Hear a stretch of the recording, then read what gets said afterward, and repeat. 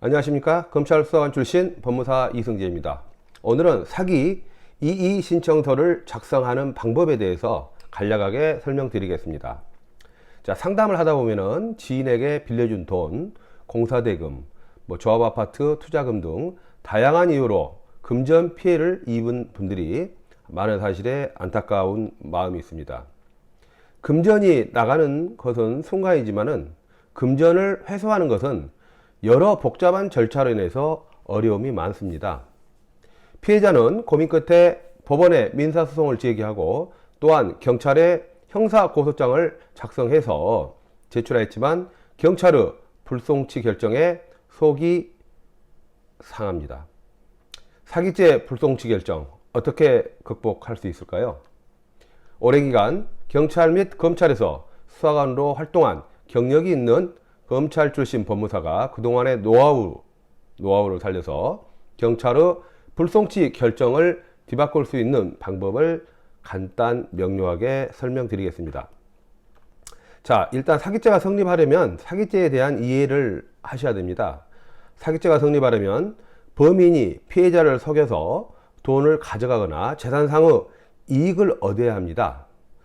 즉, 사기죄는 돈을 빌려가서 갚지 않는다고 모두 성립하는 것이 아닙니다.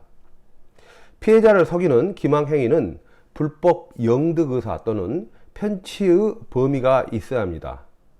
모두 고의성이 있어야 합니다. 그러나 사기꾼들은 이러한 고의성에 대하여 대부분 부정하고 있습니다.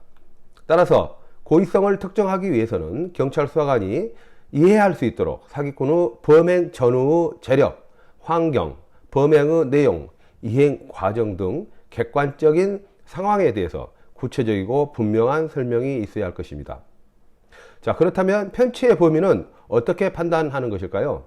사기죄의 성립은 사기꾼이 돈을 지급할 의사나 능력에 대해서 범행 당시를 기준으로 해서 판단하게 됩니다. 즉, 계약서, 거래 경위, 이행 과정, 결과를 종합적으로 검토하는 것입니다.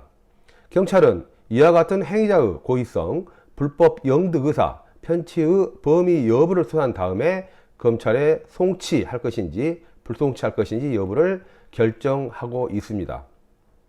자, 그러면은 사기죄 불송치 이의 신청서는 어떻게 작성해야 할까요? 경찰은 대부분 증거 불충분 사유로 혐의 없음 결정을 하여 불송치하고 있습니다. 즉, 경찰 자체적으로 사건을 종결하는 것이죠. 다만 형사소송법에서는 경찰 단계에서의 잘못된 결정을 막기 위해서 불송치 이의 신청이란 규정을 두었습니다. 그렇다면 경찰의 잘못된 결정은 무엇으로 판단하여야 할까요? 자, 네 가지 부분에서 면밀한 검토를 필요로 합니다. 첫 번째, 법리 오해입니다. 경찰이 사안에 대하여 법률과 판례에 따라 사건을 올바르게 수사하였는지 여부를 검토합니다. 두 번째, 사실 오인입니다. 경찰이 사실관계에 대해서 이해한 후에 이를 수사에 반영하였는지 여부를 검토합니다. 세 번째, 수사미지입니다. 경찰이 고소인이 제출한 증거 및 자체적으로 증거를 수집하여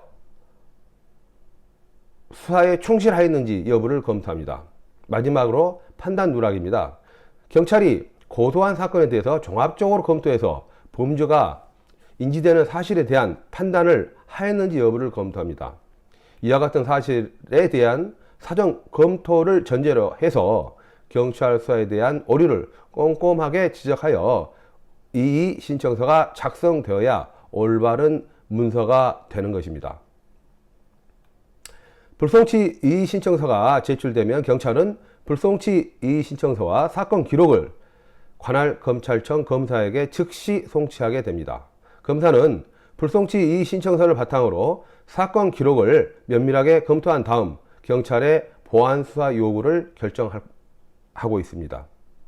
경찰의 보안 수사 결과 범죄가 성립된다고 인정되면 경찰이 기존에 결정한 불송치는 송치로 바꾸어지게 되는 것입니다.